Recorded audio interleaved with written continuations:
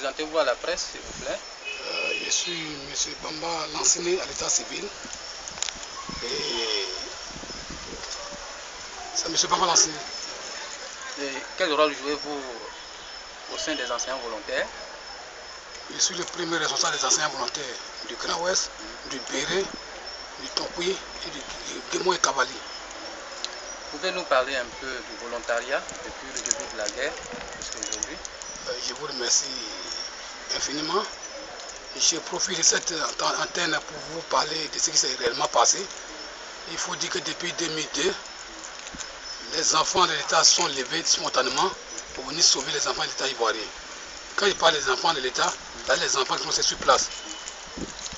Ils ont sauvé l'État ivoirien à profit de leur vie. Mais au départ, ils ont pensé qu'ils devaient être quand même rémunérés. Parce qu'encore on y travaille à la salaire. Mais c'est de manière volontaire. Mais néanmoins, on sait quand on dit volontaire, c'est quelqu'un qui s'est levé de manière spontanée pour venir au moins au secours des autres. Donc quand même, après ce travail, c'est du travail, il doit quand même avoir quand même quelque chose en retour. Pouvez-vous nous décrire les conditions dans lesquelles vous avez travaillé un peu? Vraiment, c'était atroce. C'est le calvaire. Nous avons souffert. L'humiliation. Il y a des enseignants qui tombaient, la craie à main. Puis ils ne vivaient que des yaourts. Ils parlaient des manques non mûrs à l'époque. Avec cette crise qui sévissait, il fallait au moins se tenir debout pour ne pas que les enfants, tes élèves rient de toi. C'était le calvaire. Les fausses nouvelles à l'époque, comment vous traitez-ils? Bon, vous savez que c'était le temps sauvage. Hein? Il y avait des forces qui vous traitaient bien, d'autres vous traitaient très mal. Puisque dans cette guerre ivoirienne, il y avait au moins les Libériens, on sait ce qu'ils ont fait ici. On était obligé de les accompagner de force. Et ils ont dit que vraiment, il fallait tuer tout le monde. Non, c'est là quand ils vous voyaient, mais vous étiez les infiltrés. Donc on vous bâtonnait, on vous frappait. Mais tout ceci, on a tout fait pour qu'en retour, aujourd'hui, nous soyons au moins décorés par l'État de Côte d'Ivoire pour avoir rendu service à la nation ivoirienne. Pouvez-vous nous décrire un peu votre propre expérience pendant cette crise en tant qu'enseignant volontaire? Il faut dire que quelqu'un qui est non professionnel, qui est la première fois qu'il va au moins pour sauver les enfants de l'État ivoirien. Il faut dire qu'en 2002-2003, j'étais le seul enseignant volontaire qui était au cabinet du plan de sauvetage de l'année 2002. J'avais 2 casquettes. Ça, c'est la compétence. J'étais le responsable de la logique et de la communication. Et à ce titre, il a fallu beaucoup. Puisque quand on parle de communication, il fallait au moins se tourner avec les bailleurs de fonds par rapport à la validation de l'année. Il fallait aussi crier pour démontrer à l'opinion internationale et nationale que cette guerre était une guerre intelligente. En souvent l'école ivoirienne. Puisqu'on n'a jamais vu dans le monde entier où il y a guerre, il y a école. C'est la première fois en Côte d'Ivoire. Donc pour ce fait, on devait quand même nous décorer pour qu'on puisse avoir aussi quand même, pour pouvoir sauver les enfants de l'État, on devait nous décorer. Mais malheureusement, ça n'a pas fait le cas. Bon, en effet, est-ce que les autorités des forces nouvelles à l'époque vous ont-ils dit quelque chose par rapport à l'école? Effectivement, ils nous ont dit qu'après avoir sauvé l'école, nous serons quand même payés. Puisqu'au départ, ils avaient parlé de 200 000 par mois. Après 200 000, ils ont parlé de 400 000 et il n'en est rien aujourd'hui. Donc vraiment, on peut dire qu'actuellement, là, vraiment, on ne sait pas à quel vent se vouer. Que reprochez-vous à l'État ivoirien et précisément à ces autorités qui étaient avec vous sur le terrain de guerre? À l'État ivoirien, quand on parle d'État, tout l'État, nous avons dit qu'on sait que l'État n'est pas ingrat. Mais nous souhaiterions que l'État, avec à la tête les pères de la nation, le président Alassane, qu'ils aient quand même un penchant sur ce cas.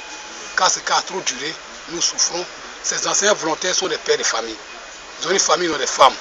Aujourd'hui, beaucoup, les femmes l'ont quitté à cause de ce problème.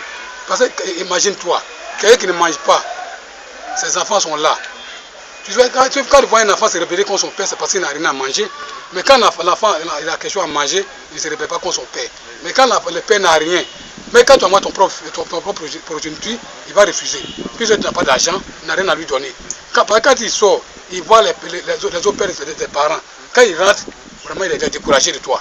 Il se dit pourquoi lui-même il est venu dans ce monde.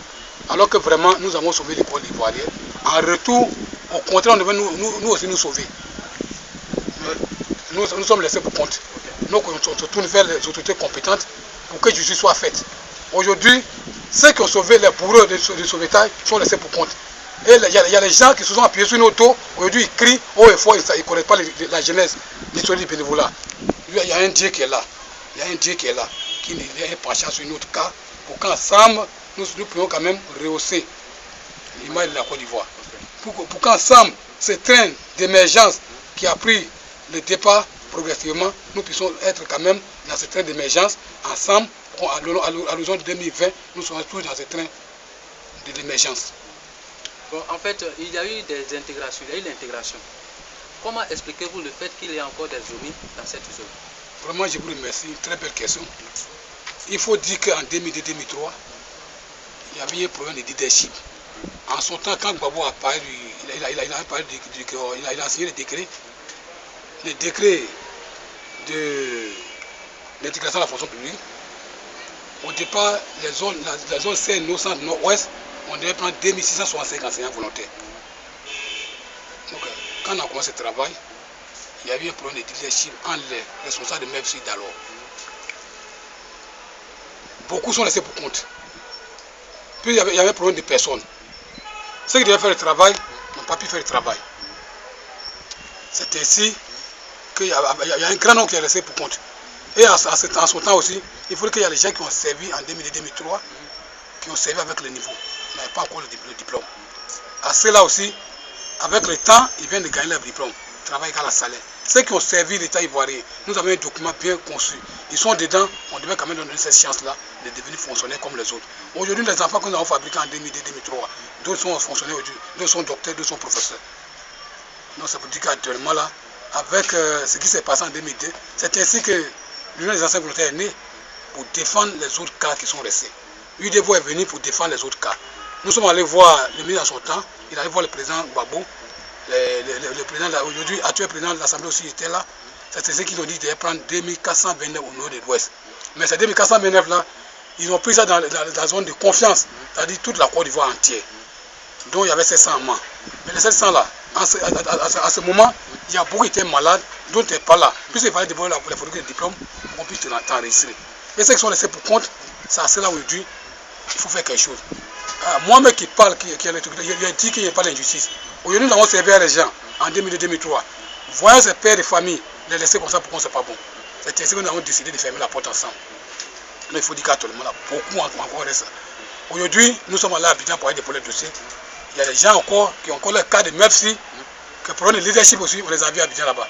Donc moi, j'ai dit, comme nous n'aimons pas l'injustice, ceux-là sont venus se confier à nous. Je vais parler de mon délégué régional du Worodougou, Béré, il s'appelle Gbamakere. C'est lui Gbamakere. Donc ces derniers sont venus avec leur équipe à Abidjan, ils sont moins 700 et quelques enseignants. Donc tout réunis, les 5 grandes régions réunies, nous sommes eu 3000 enseignants volontaires qui attendent encore l'intégration. À cela, les primes de l'État de Côte d'Ivoire. L'État a promis en ce temps qu'on avait 600 000, avec le séminaire Yamsoko, le 4 et 5 janvier 2000, Mami Fédère Yamsoko, ce séminaire était consacré aux anciens bénévoles. Et à ce jour-là, nous avons dit qu'on devait quand même, ceux qui sont frappés par la limite d'âge, devaient être resserrés. Maintenant, à ceux qui étaient laissés pour compte, il y a l'État de Côte d'Ivoire qui a promis les primes. Les bailleurs de fonds aussi en 2002-2003, pour punir la disquette de 2002-2003, à cela, il y a de l'argent encore qui est promis aussi par aux gens. Puisqu'en 2002, que tu sois fonctionnaire, que tu sois retraité, que tu sois non professionnel, à cela, on devait donner de l'argent. Parce qu'au prix de leur vie, ils ont sauvé l'école de manière spontanée. Quand d'autres fuyaient, d'autres sont restés pour compte, sont restés sur place pour sauver l'école ivoirienne. Je reviens sur une question importante. Pendant les années de pilotage ou bien de bénévolat ou bien de volontariat, avez-vous connu des périodes de formation? Effectivement, on a fait plusieurs formations. On a fait ça avec selon ici, l'école pour tous, au collège modèle. Il y a eu plusieurs séminaires avec M. Kone Raoul au CAV. Il y a eu plusieurs formations et plusieurs séminaires. Ok. Merci. Quel est votre mot de fin et quel est le message que vous lancez non seulement aux autorités des forces nouvelles d'alors et aussi au gouvernement et au monde entier? D'accord, je vous remercie. Une très belle question. C'est comme vous lancez, ça veut dire aux camarades, il faut être unis, solidaires soudés, parce que l'union fait la force. Ensemble, nous allons vaincre. Ensemble, nous allons gagner. La main dans la main, nous allons tracer les décisions de notre avenir. Maintenant, aux autorités compétentes, qui est un penchant sur ce cas qui n'a que trop duré. Qui n'est un penchant, c'est un sacrifice, une prière, une supplication, une doléance à l'État de Côte d'Ivoire qu'il fasse tout pour que ces enfants laissés pour compte, qui sont laissés aussi pour compte aujourd'hui, soient aussi fondés comme les autres. Puis ces privilèges-là, tout le monde a bénéficié de ces privilèges. Nous avons servi, travail à la salaire. Aujourd'hui, nous demandons à l'État de Côte d'Ivoire que tous ceux qui répondent aux critères, qui ont un diplôme, soient intégrés à la fonction publique. Ceux qui n'ont pas le diplôme, qui ont servi en 2002-2003, qui ont eu le diplôme et qui n'ont frappé à la limite d'âge, car ceux-là, on puisse les réinsérer dans la vie active. On leur donne de l'argent pour qu'ils puissent subvenir à leurs besoins, puissent prendre en charge leur famille, leurs enfants. Aux organismes internationaux, aux bailleurs de fonds, qu'ils aient un penchant. Et par le PNUD, l'UNESCO, l'UNICEF, etc., que cela puisse nous venir en aide. Aujourd'hui, on sait que la Côte d'Ivoire est souveraine, mais avec leur apport et leur soutien, nous serons grandis. Nous souffrons, c'est l'humiliation. Je vous remercie.